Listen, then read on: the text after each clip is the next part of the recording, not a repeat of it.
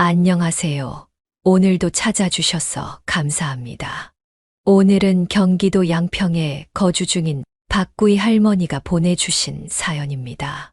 무슨 일이 있었는지 제보된 사연 바로 읽어드리겠습니다. 안녕하세요. 저는 약국을 운영하고 있는 60대 여성입니다. 오늘 이 글을 쓰는 이유는 저와 제 딸의 억울함을 나누고 용기와 응원을 얻고자 함입니다. 저에게는 인생에서 가장 소중한 두 사람이 있습니다.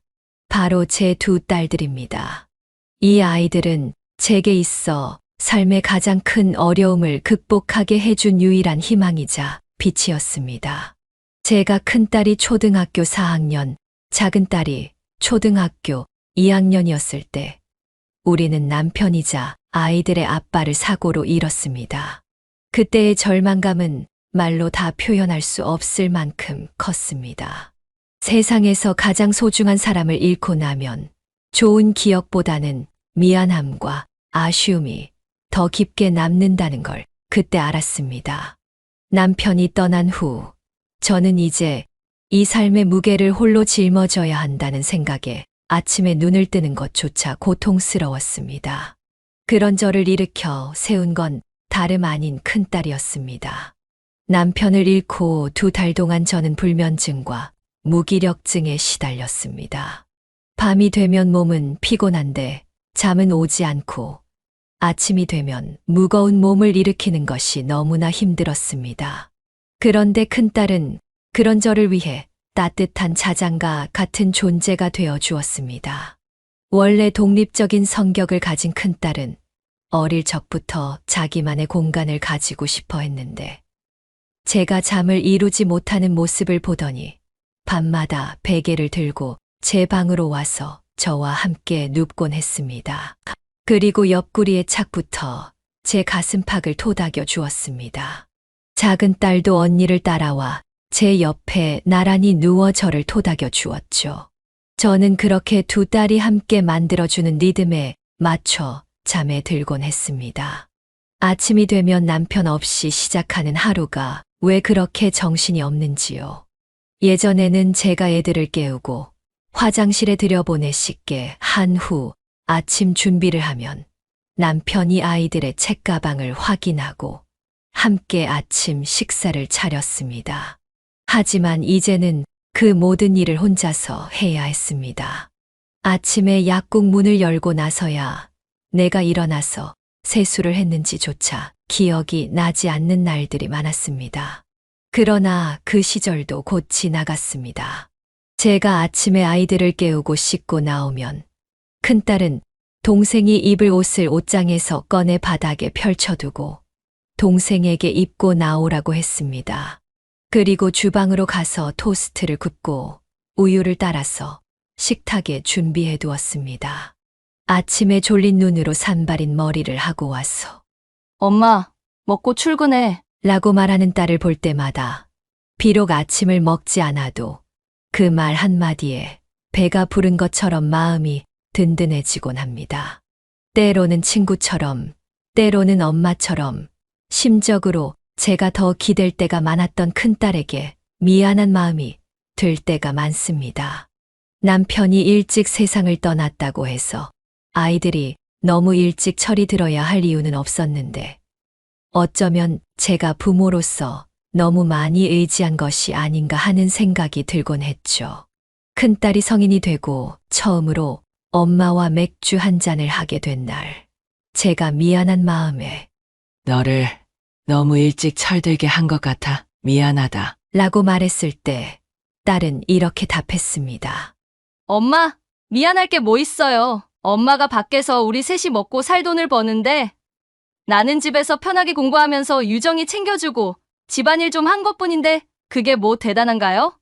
그리고 나 아직 철 안 들었어요. 아직도 엄마 침대에 들어가 자고 엄마 없으면 아무것도 못 하잖아요. 그 말에 가슴이 뭉클해져서 넌 이렇게 어른스러운데 유정이는 고등학생인데도 아직 애 같아. 뭐든 언니만 믿고 있나 봐. 라고 했더니 큰딸은 웃으며 그러게요. 얘는 30 넘고 40이 넘어도 나한테 와서 언니, 이거 어떻게 해? 있다고 물어볼 것 같아요. 라고 말하더군요. 실제로 작은 딸은 성인이 되어 30이 넘어서도 심지어 카페 주인이 되었을 때도 무슨 일이든 언니에게 먼저 묻는 언니 바라기가 되었습니다. 큰딸은 고등학교 때부터 선생님이 되고 싶어 했고 동생을 잘 챙기는 모습을 보면 세상에서 가장 좋은 선생님이 될 게 분명했습니다. 그녀는 묵묵히 공부하여 사범대에 진학했고 대학 다니면서도 과외를 통해 용돈을 벌며 동생에게도 용돈을 챙겨주었습니다. 방학 때는 다음 학기 등록금을 마련하기 위해 휴게소 기숙사에서 2달간 아르바이트를 하며 살이 빠지도록 일했습니다. 제가 충분히 등록금을 지원해 줄 수 있었음에도 불구하고 큰딸은 한 번쯤은 내 손으로 등록금을 벌어서 내보고 싶어요. 엄마, 걱정하지 마세요. 진짜 도움이 필요하면 그때는 엄마에게 손을 벌릴게요. 라고 말했습니다. 그러나 그녀는 단 한 번도 먼저 저에게 도움을 요청한 적이 없었습니다. 딸이 임용고시에 합격해 첫 발령을 받았을 때 발령받은 학교가 집에서 너무 멀어 제가 자취를 하는 게 어떻겠냐고 물었습니다. 지하철로 왕복 2시간 반이 넘는 거리라 힘들지 않겠냐고 했더니 딸은 괜찮다며 아직 자취할 생각이 없다고 하더군요. 어릴 때부터 독립적이었던 딸이 이상하게도 크면서 집에 붙어 사는 것 같아. 엄마는 네가 빨리 집을 나갔으면 좋겠어. 라고 농담을 했더니 딸은 와, 서운하다. 엄마, 나 집 나가면 엄청 쓸쓸할거려. 나 집에 있을 때 좀 더 잘해주세요. 빨리 나가라고 눈치 주지 말고요. 라고 말하며 웃었습니다. 그런 딸이 30이 넘어서 결혼할 남자를 데려왔을 때 저는 예전에 언제 나가 살 거냐? 라고 말했던 제 자신을 책망하고 싶었습니다. 딸이 32이 되던 해 작은 딸이 넌지시 제게 물었습니다. 언니에게 남자가 생긴 것 같다는 작은 딸의 말을 들었을 때 처음에는 그냥 지나가는 말인 줄 알았습니다. 큰딸이 그동안 연애를 아예 안 한 것도 아니었고 특별히 새삼스러운 이야기가 아니라고 생각했죠. 하지만 작은 딸은 이번에는 뭔가 다르다고 했습니다. 이전 연애에서는 큰딸이 연락을 귀찮아하거나 만나는 것조차 부담스러워했지만 이번에는 언니가 그 남자를 정말 좋아하는 것 같다는 겁니다. 엄마도 알다시피 외박도 잦아졌고 늦게 들어오는 날도 많아졌어요. 작은 딸은 혹시 언니가 결혼을 생각하고 있는 건 아닌지 걱정스러운 마음으로 제게 말했습니다. 그 말을 들었을 때 순간 가슴이 철렁 내려앉는 기분이 들었습니다. 확실히 그때쯤부터 큰딸이 꾸미는데 관심을 보이기 시작했고 평소 집에만 있기를 좋아하던 아이가 주말이면 여행도 다녀오곤 했죠. 비록 큰딸이 든든한 장녀로 자라왔지만 저는 아직 딸을 품에서 놓을 준비가 되지 않았다는 것을 느꼈습니다. 그런데 만약 어느 날 갑자기 결혼한다고 선언한다면 나는 어떻게 그 아이 없이 살아갈 수 있을까 생각하게 되었습니다. 하지만 딸이 그렇게 좋아한다는 사람을 만나보고 싶기도 했고 또 작은 딸이 그렇게 말할 정도면 얼마나 괜찮은 사람인지 궁금해서 어느 날 큰딸에게 말했습니다. 만나는 사람 있으면 한번 데려와서 같이 밥이나 먹자. 큰딸은 잠시 고민하더니 그러겠다고 했습니다. 그렇게 저는 제 첫째 사위를 만나게 되었습니다. 사위는 명문대 출신의 대기업에 다니는 젊은이로 훤치 않기에 호감형 외모를 가진 사람이었습니다. 그를 보자마자 우리 딸이 나를 닮아서 남자 얼굴을 보는구나 싶었죠. 따뜻한 태도로 안녕하세요. 박윤재라고 합니다. 장모님 잘 부탁드립니다. 라고 인사하며 딸에게서 들었는지 제가 좋아하는 백화점 떡과 꽃바구니를 내미는 걸 보고는 그의 성품도 얼굴 못지않게 좋다는 생각이 들었습니다. 하지만 마음 한편으로는 벌써부터 장모님이라 부르는 그를 보며 속으로는 어머, 왜 벌써 장모님이래라고 생각하며 웃었죠. 그러나 사위 옆에 앉은 딸의 행복한 표정을 보고 이제는 딸을 보내줄 때가 되었음을 실감했습니다. 그런데 그렇게 사위와 인사를 나눈 뒤 몇 달이 지나고 1년이 넘도록 큰딸은 결혼 이야기를 꺼내지 않았습니다. 사위는 종종 큰딸과 함께 집에 와서 식사를 하기도 하고 회사에서 맛있는 횟집에 다녀왔다며 저를 그곳으로 데리고 가 외식도 하곤 했습니다. 큰딸도 사위의 고향인 경상도에 가서 부모님을 만나고 논밭도 구경하고 왔다고 했었죠. 모든 것이 결혼을 앞둔 것처럼 보였지만 막상 결혼 이야기는 전혀 나오지 않으니 답답하기도 했습니다. 그래서 어느 날 비슷한 시기에 결혼한 제 친구의 아들 이야기를 하며 슬쩍 물어봤습니다. 지은 이모, 아들 명진이는 만난 지 1년도 채 안 돼서 결혼한대. 넌 이제 윤재랑 2년이 넘어가잖아. 결혼 생각은 없는 거니? 큰딸은 조용히 대답했습니다. 왜 없겠어요? 있어요. 하지만 엄마도 알잖아요. 윤재 씨 집안 사정을? 알고 보니 큰딸이 결혼을 주저하고 있던 이유는 사위의 가정 형편 때문이었습니다. 사위의 부모님은 경상도 시골에서 농사를 지으며 살아가고 계셨고 생활은 넉넉하지는 않지만 그럭저럭 자립할 수 있는 수준이었다고 합니다. 사위의 형, 그러니까 사돈의 총각이 부모님이 평생 농사로 모은 재산을 끌어다가 사업을 시작했는데 그 사업이 실패하면서 집안의 통장 잔고가 바닥을 드러냈고 심지어 빚까지 지게 되었습니다.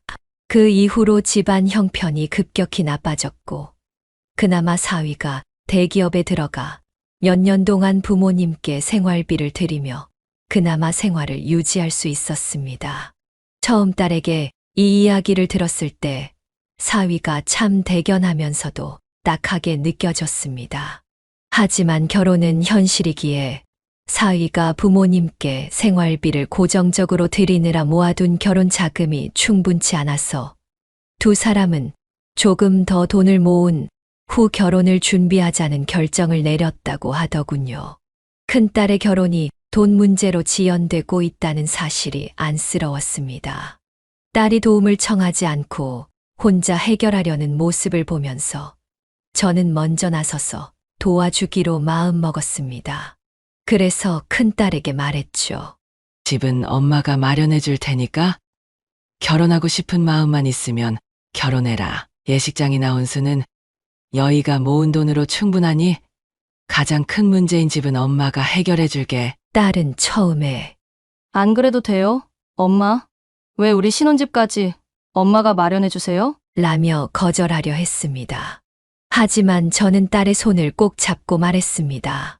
너 이렇게 엄마한테 받는 걸 불편해하는 것도 다 엄마 탓이야. 자식이 부모에게 너무 의지하는 것도 문제지만 엄마가 줄 형편이 되는데도 딸이 받지 않는 것도 문제야. 엄마가 너한테 이러는 건 다 너 잘 되라고 하는 말이야. 엄마한테는 우리 딸이 아무 걱정 없이 사랑하는 사람과 결혼해서 조금이라도 더 행복하게 사는 게 가장 큰 바람이야. 그러니까 엄마가 아직 엄마 노릇을 할 수 있을 때 받아줘. 큰딸은 제 말에 잠시 고민하더니 결국 고개를 끄덕이며 그럼 정말 감사한 마음으로 받을게요. 꼭 엄마가 딸 걱정 안 하게 행복하게 살게요. 라고 했습니다.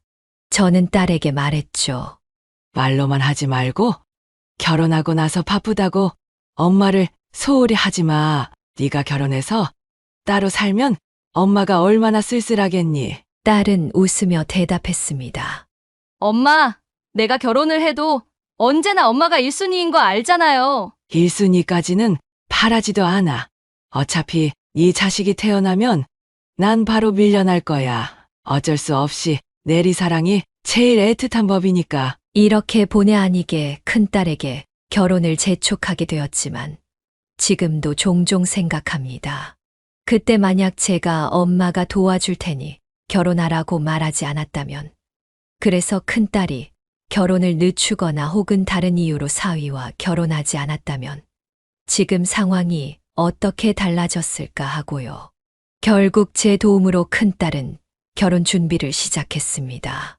사위는 저를 찾아와 면목 없다는 듯 죄송하다는 말을 하며 장모님께서 도움을 주신 만큼 정말 최선을 다해 유민이를 행복하게 해드리겠습니다. 라고 다짐하며 제 앞에서 절을 했습니다. 상견례 자리에서 사돈 어른과 사부인은 저에게 이렇게 말씀하셨습니다. 저희가 하지 못한 부분을 대신해 주셔서 정말 감사합니다. 같은 부모 입장에서 염치불구하고 아들을 장가 보내면서 죄송합니다. 그분들은 제가 며느리로 딸을 보내주신 것만으로도 감사하다고 하시면서 아들을 결혼시키면서도 제대로 보태지 못해 면목이 없다고 하셨습니다. 사위 윤재가 그동안 부모님께 도움을 많이 드렸기 때문에 결혼 준비에 필요한 돈을 모을 수 없었다고 하시더군요. 그분들의 얼굴에는 평생 햇볕 아래서 일해오신 흔적이 고스란히 남아 있었고, 그런 분들이 저에게 고개를 숙이며 사과하고 감사를 표하시는 모습에 마음이 무거웠습니다. 제가 뭐 대단한 일을 했다고 이런 말씀을 하시나 싶었죠. 같은 부모로서 자식이 편했으면 하는 마음에 제가 도운 것일 뿐인데 과분한 말씀이라 느껴졌습니다. 시골에서 자식을 훌륭히 키워 대기업까지 보낸 것만으로도 충분한 일을 하신 것인데 지금 형편이 어려워진 것도 다른 자식을 돕다가 생긴 일이니 누구를 탓할 수도 없는 상황이었습니다. 두 분이 고개 숙일 이유는 전혀 없었습니다. 저는 오히려 사돈 어른과 사부인을 위로하며 말했습니다. 그런 말씀 마세요. 이렇게 훌륭한 박 선생님을 키워주신 것만으로도 충분합니다. 부모라면 누구나 자식에게 줄 수 있는 것은 무엇이든 주고 싶은 마음이겠죠. 같은 부모로서 제가 사돈 어른과 사부인의 몫까지 대신한 것뿐이니 고개 숙이지 마세요. 앞으로도 우리 애들이 잘 살 수 있도록 함께 응원해 주신다면 저는 더 바랄 게 없습니다. 그렇게 큰딸은 다음 봄 많은 이들의 축복 속에서 결혼식을 올렸습니다. 결혼식에서 딸은 부모님께 보내는 편지를 읽으며 엄마, 이제 딸 걱정하실 일 없게 행복하게 잘 살게요. 라고 말했고 이후로도 별 탈 없이 사위와 오순도순 잘 살아갔습니다. 딸은 저에게도 다정하고 든든한 존재였지만 시부모님께도 사랑스러운 며느리였습니다. 주말이면 경상도에 있는 시댁을 자주 방문했고 사위가 보내온 사진 속 딸은 넓은 밀짚 모자를 쓰고 목에 수건을 두른 채 시댁 텃밭에서 딴 고추, 상추, 애호박 등을 자랑스럽게 들고 웃고 있었습니다. 생전 처음 텃밭에서 채소를 수확한 것이 그렇게 즐거웠던지 해맑게 웃는 모습이 마치 어린 시절 그대로였습니다. 그리고 다음 날 저녁 딸은 시댁에서 따온 야채를 한가득 안겨주며 엄마 드리려고 가져왔어요. 라고 했습니다. 또 사부인이 여기저기 병을 얻어 힘들어 하시는 것을 걱정한 딸은 서울병원으로 모시고 다니며 며느리가 아닌 친딸처럼 극진히 돌보기도 했습니다.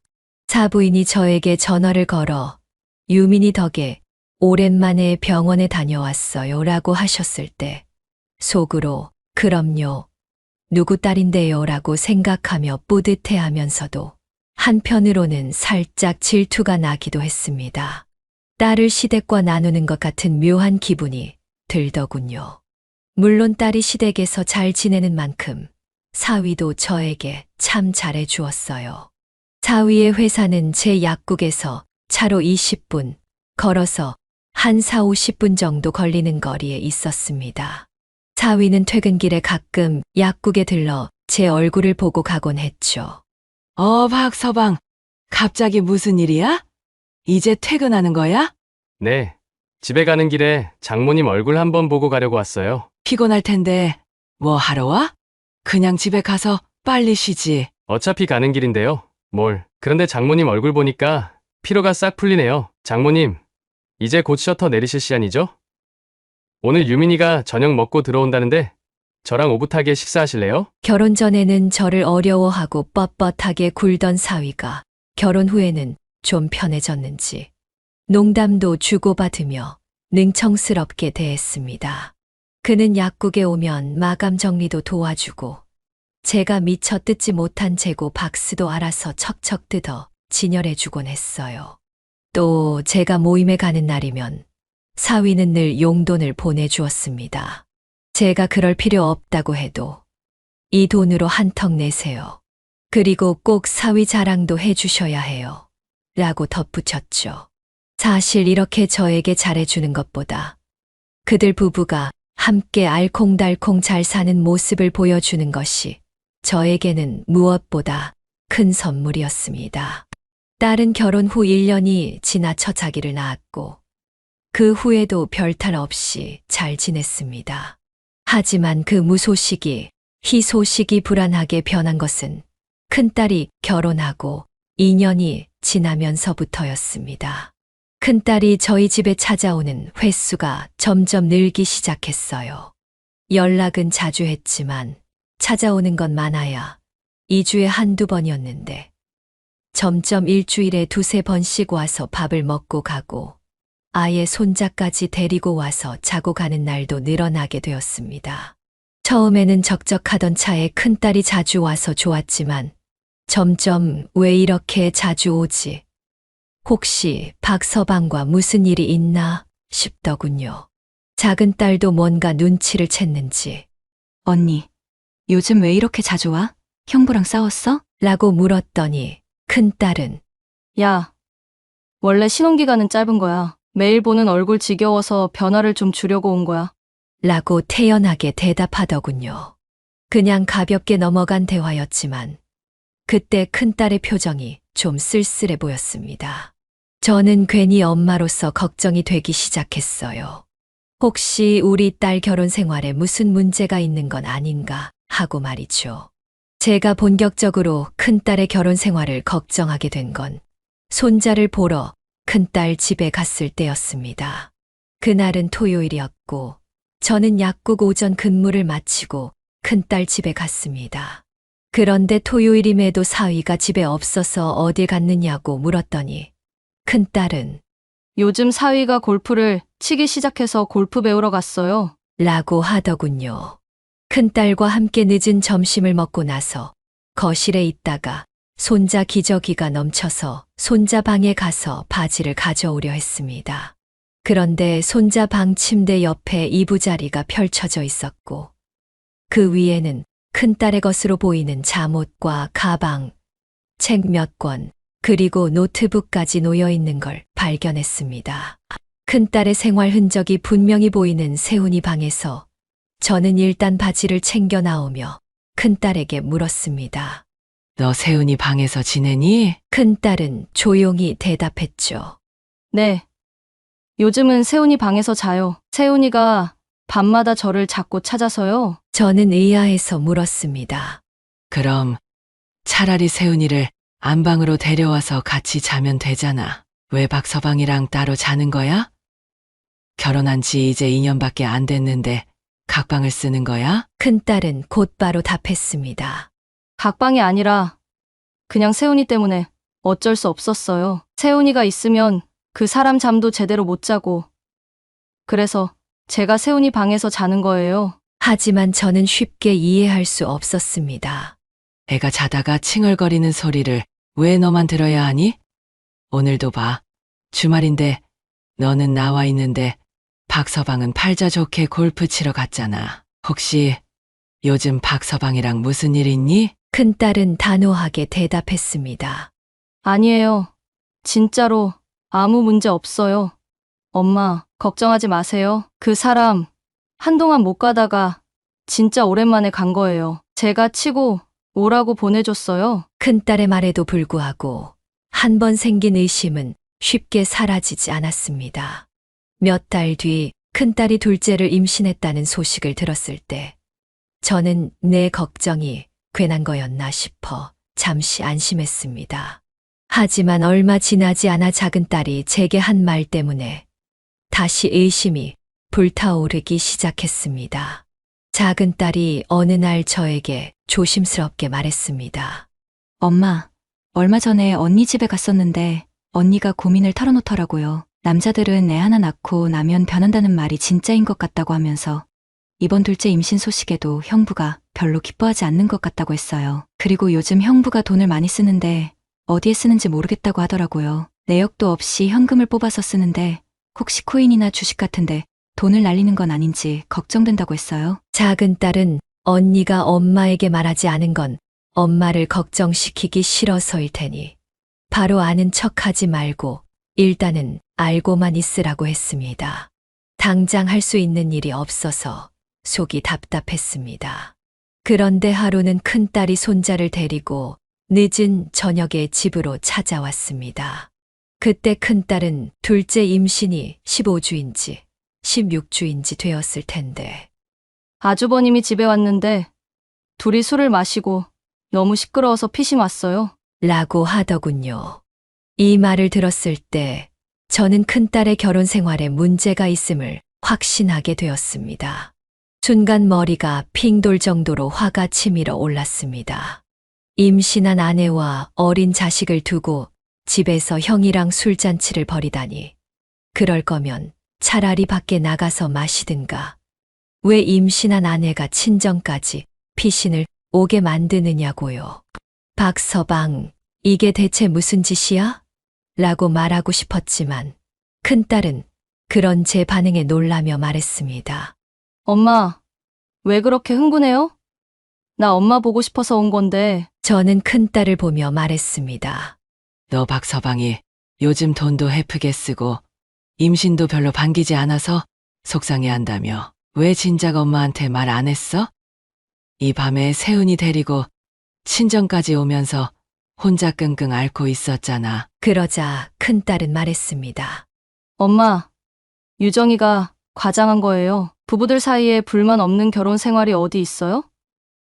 나도 그냥 유정이한테 불만 좀 털어놨을 뿐이에요. 걱정하지 않아도 돼요. 하지만 저는 마음이 놓이지 않았습니다. 그 말을 믿으라고? 안 되겠다. 내가 박서방한테 바로 말할게. 그러자 큰딸은 다급히 말렸습니다. 엄마, 제발 그러지 마세요. 내가 해결할게요. 안 그래도 둘째 낳기 전에 남편이랑 한번 다 터놓고 얘기하려고 했어요. 내가 먼저 해결해보고 그래도 안 되면 그때 엄마한테 도와달라고 할게요. 엄마, 나 좀 믿고 잠깐만 기다려줘요. 큰딸이 그렇게 자신을 믿어달라고 말하니 여러분이라면 어떻게 하시겠어요? 당장 사위에게 가서 따질 수 있을까요? 저는 그럴 수 없었습니다. 큰딸이 독립적이고 자존심이 강한 아이인데 제가 그 말을 무시하고 제 멋대로 행동했다면 아무리 큰딸을 위한 일이었더라도 오히려 큰 상처가 되었을 거라고 생각했습니다. 그래서 그 후에도 사위를 만나면 속으로 분노를 삼키며 지냈지만 별다른 이야기는 꺼내지 못했습니다. 그렇게 시간이 흘렀고 상처가 잘 아물고 있는 건지 아니면 더 골마가는 건지 알지 못한 채 어느덧 큰딸의 출산일이 다가왔습니다.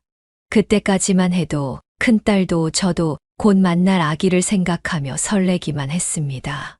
그러나 곧 우리에게 악몽 같은 순간이 찾아올 줄은 꿈에도 몰랐습니다. 큰딸은 첫째를 출산했던 병원으로 갔습니다. 그러나 둘째는 유도분만을 10시간 넘게 시도했음에도 소식이 없어 결국 예정에 없던 제왕절개 수술을 해야 했습니다. 큰딸은 자연분만을 원했지만 상황이 여의치 않았습니다. 다행히 아기는 건강하게 태어났습니다. 그러나 큰딸의 상태는 좋지 않았습니다. 수술 직후 회복실로 옮겨진 딸은 힘없이 축 늘어지며 숨이 좀 차요. 라고 했습니다. 사위는 간호사를 부르러 갔지만 몇 분 뒤 혼자 돌아와서 말했습니다. 간호사가 마취가 풀리면서 그럴 수 있다며 수분 섭취를 충분히 하라고 했어요. 그러나 시간이 지나도 큰딸의 호흡은 가빠졌고 다음 날에는 어지러움과 가슴 통증까지 호소했습니다. 그런데도 담당 의사와 간호사는 혈압과 체온이 정상이라서 그렇다. 계속 누워 있어서 그런 것일 수 있으니 조금이라도 일어나 걸어라 라고 말할 뿐이었습니다. 그러던 중 새벽 1시경 잠에 들었다가 큰딸이 저를 부르는 소리에 깨어났습니다. 큰딸은 가슴을 움켜쥐며 엄마, 나 가슴이 너무 아파. 라고 말하며 숨을 헐떡거리고 있었습니다. 그 순간 머릿속이 하얘지고 화가 치밀어 올랐습니다. 임신한 딸이 숨을 제대로 쉬지 못하고 있는데 병원 당직 간호사는 도대체 어디에 있었던 건지 아무리 불러도 오질 않았습니다. 딸의 상태가 급격히 나빠지자 저는 급하게 인공호흡을 시도하고 가슴 마사지를 해봤지만 딸의 상태는 전혀 나아지지 않았습니다. 그때를 떠올리면 지금도 손에 땀이 납니다. 설마 내 딸이 내 품 안에서 숨을 거두는 건 아닌가라는 생각에 가슴이 조여들고 공포와 초조함에 미칠 것만 같았습니다. 그 순간 사위도 엎고 저 혼자라서 의사나 간호사를 부르러 자리를 비울 엄두도 내지 못했습니다.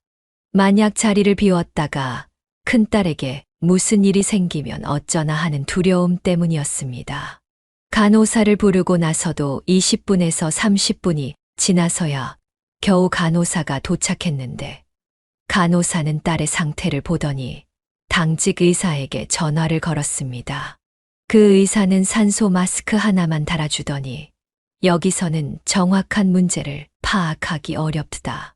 1차 병원으로 이송해야 한다며 구급차를 부르겠다고 했습니다. 아니, 아무리 동네 산부인과라고 해도 숨을 못 쉬는 환자 하나를 제대로 돌볼 수 없나요? 구급차가 오기 전까지 다른 조치를 취해달라고요. 내 딸이 지금 숨을 쉬지 못하고 있지 않습니까? 저는 절박하게 외쳤지만 의사와 간호사는 그저 침착하세요라는 말만 반복했습니다. 그 말을 듣는 순간 저는 침착하기는커녕 숨이 턱 막힐 정도로 화가 치밀어 올랐습니다. 그렇게 큰딸은 산소 마스크 하나 달고 도착한 구급차에 실려 대학병원으로 옮겨졌습니다. 하지만 이미 늦었습니다. 큰딸은 제왕절개 부작용으로 인한 폐색전증을 진단받았고 그로 인해 뇌로 산소가 충분히 공급되지 않아 저산소성 뇌손상을 입었습니다. 결국 큰딸은 식물인간 상태가 되고 말았습니다. 하늘이 무너지는 정도가 아니라 마치 지구가 가루가 되어 사라질 것 같은 절망감이 밀려왔습니다. 내 딸은 여전히 눈을 깜빡이고 숨을 쉬고 있었지만 그 눈빛에는 생기가 없었고 저를 알아보지도 못했습니다. 저는 병원 바닥에 주저앉아 울었습니다. 내 딸이 이렇게 된 것이 불쌍해서 그리고 막 태어나 엄마 품에 제대로 안겨보지도 못한 손녀딸이 불쌍해서 끝없이 눈물이 흘렀습니다. 표정 하나 없이 눈만 깜빡이는 딸의 얼굴을 부여잡고 저는 절망 속에서 울부짖었습니다. 유민아, 엄마 좀 봐. 엄마, 여기 있어. 내가 이럴 줄 알았다면 너를 더 많이 안아줄걸. 우리 유민이, 내 딸이 불쌍해서 어떡하니? 큰딸이 대학병원으로 옮겨졌다는 소식을 듣고 달려온 작은딸과 사위도 미동도 하지 않는 큰딸을 보고 아무 말도 못한 채 바닥에 주저앉아 울었습니다. 작은딸은 바닥에 머리를 찌우며 언니, 왜 이러고 있어? 우리 언니 왜 그래? 라고 비명을 지르며 울었고 사위는 얼굴을 손바닥으로 가리고 울면서 여보, 제발 무슨 말이라도 해봐. 왜 아무 말도 못하는 거야? 라고 절규했습니다. 큰딸이 공식적으로 식물인간 판정을 받은 후 작은딸과 사위는 제왕절개 후 혈전이 생겼을 때 빠른 조치를 취하지 않은 산부인과를 찾아가 책임을 물었습니다. 하지만 병원 측은 책임을 회피하며 우리에게는 잘못이 없다는 무책임한 태도로 일관했습니다. 이에 사위는 분노를 참지 못하고 병원을 고소하겠다고 소리쳤다가 결국 업무 방해로 경찰서에 가야 했습니다. 작은 딸은 끝까지 싸우겠다며 산부인과를 의료 과실로 고소하기 위해 변호사를 찾아 나섰습니다. 저는 텅 빈 눈으로 저를 바라보는 큰딸의 곁을 지키며 한참을 울다가 따뜻한 수건으로 딸의 얼굴과 팔을 닦아주고 다시 울다가 마른 딸의 입술을 물로 적셔주고 바세린을 발라주었습니다. 그렇게 계속 울다가 결국 지쳐서 쓰러져 큰딸 곁에서 수액을 맞아가며 시간을 보냈습니다. 솔직히 말해서 그때까지 저는 조금만 더 버티면, 정말 조금만 더 참으면 큰딸이 다시 일어나 예전의 모습을 되찾을 것이라고 생각했습니다. 내 딸에게 이런 일이 일어날 리 없다고. 내 딸은 반드시 괜찮아질 거라고 믿었죠. 하지만 일주일이 지나고 2주가 지나고 큰딸이 식물인간이 된 지 한 달이 넘어가자 저는 점점 희망이 사라지는 현실에 부딪히게 되었습니다. 처음에는 큰딸을 볼 때마다 눈물을 흘리던 사위가 제가 큰딸을 수건으로 닦아주고 있으면 그 수건을 받아 정성스럽게 딸의 얼굴을 닦아주며 그날 자신의 하루를 이야기하곤 했습니다.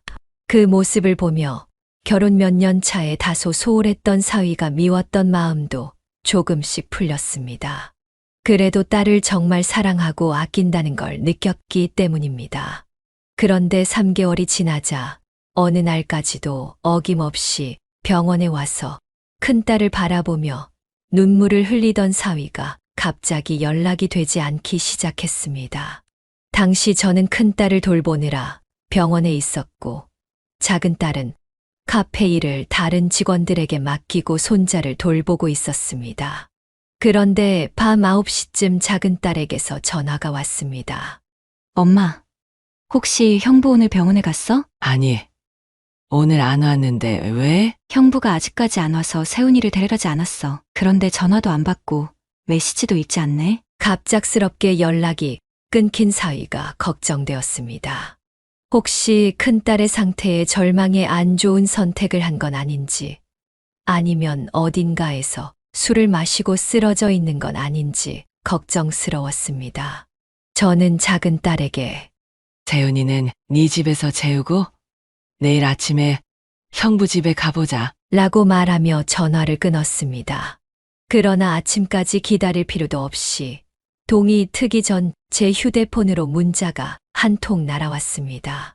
저는 눈앞에 문자를 보고 두 눈을 의심할 수밖에 없었습니다. 장모님, 이런 말을 문자로밖에 전할 수 없는 못난 사위를 용서해 주세요. 차마 얼굴을 보고 말씀드릴 용기가 없어서 이렇게 마지막 인사를 드립니다. 사실 세정이가 태어나기 전부터 유민이와 제 사이에는 균열이 생기기 시작했습니다. 함께 살다 보니 이전에는 드러나지 않았던 성격 차이도 부각되었고 그로 인해 자주 부딪히며 감정의 골이 깊어졌습니다. 하지만 세정이가 생기고 나서는 저도 유민이도 관계를 회복하려고 노력했습니다. 세정이가 태어나면 다시 예전처럼 돌아갈 수 있을 거라 희망했지만 결국 일이 이렇게 되어 너무나 유감스럽습니다. 저는 유민이를 진심으로 사랑했고 유민이가 이렇게 된 것도 너무나 슬프지만 아직 젊은 나이에 제 인생을 유민이에게 바칠 만큼 성인군자는 아니었습니다. 장모님께서도 자식이 있는 부모 입장에서 자식이 식물인간이 된 배우자를 위해 인생을 바치는 게 얼마나 고통스러운지 이해하실 거라 믿습니다. 유민이에게도 장모님께도 죄송한 마음뿐이지만 이런 결정을 내릴 수밖에 없는 제 입장을 이해해 주시길 바랍니다. 장모님께서 저희 둘을 위해 마련해 주신 아파트에서 제 짐은 이미 모두 뺐습니다. 그리고 세훈이와 세정이는 아빠 혼자 키우는 것보다 할머니와 이모 밑에서 자라는 것이 더 행복할 것 같아서 염치불구하고 장모님과 처제에게 맡기겠습니다. 이미 제 마음은 굳혔으니 장모님께서도 제 마음을 돌릴 생각으로 연락하지 말아 주셨으면 합니다. 끝까지 죄송할 따름입니다. 부디 건강하시고 유민이에게 제가 정말 미안했다고 그리고 정말 사랑했었다고 전해주세요. 이렇게 길고도 절절한 문자 하지만 그 내용은 식물인간이 된 내 딸을 버리고 도망가겠다는 것이었습니다. 저는 그 문자를 읽고 한동안 아무 말도 못하고 가만히 있었습니다. 왜 우리에게 이런 일이 일어난 걸까요? 정말로 만약 큰딸이 계속 식물인간 상태로 차도가 없었더라도 사위가 딸 곁을 지켰다면 저는 그에게 이렇게 말했을 겁니다. 유민이도 네 마음 잘 알 테니 이제는 네 인생을 살 거라. 내 딸은 내가 돌볼 테니. 부모의 마음이란 다 그런 것이죠. 만약 제 딸이 식물인간이 된 사위 곁을 평생 지키겠다고 한다면 저도 그 마음이 답답하고 속상했을 겁니다. 하지만 겨우 3개월입니다. 3년이 아니라 3개월을 버티지 못하고 문자 한 통 남기고 도망치다니요. 심지어 자기 아이들까지 할머니와 이모에게 떠넘기고 가버리다니. 이게 인간입니까? 참을 수 없는 배신감과 분노에 떨다가 옆에 누워있는 큰딸을 보았습니다.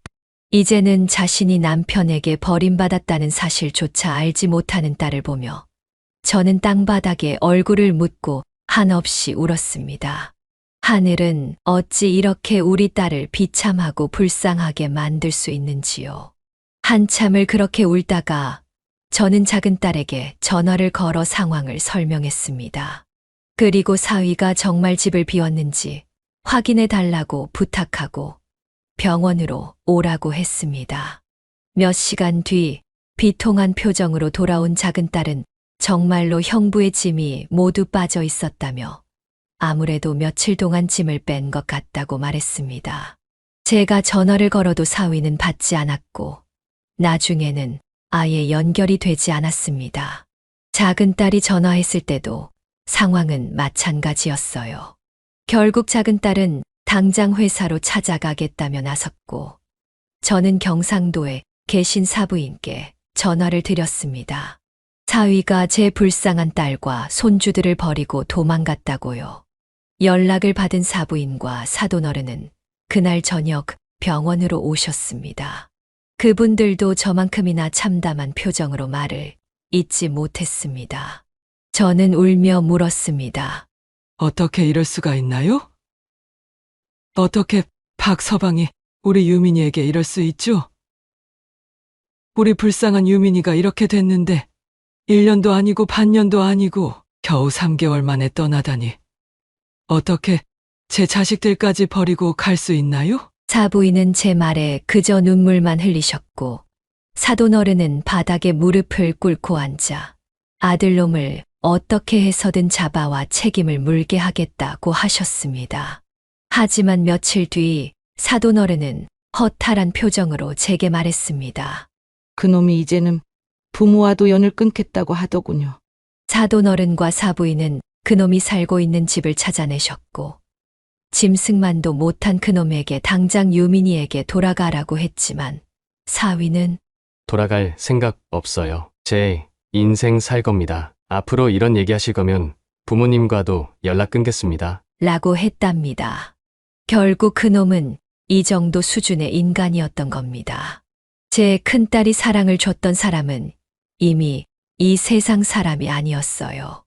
남은 것은 가족을 버릴 만큼 추악하고 이기적인 짐승만도 못한 인간이었죠.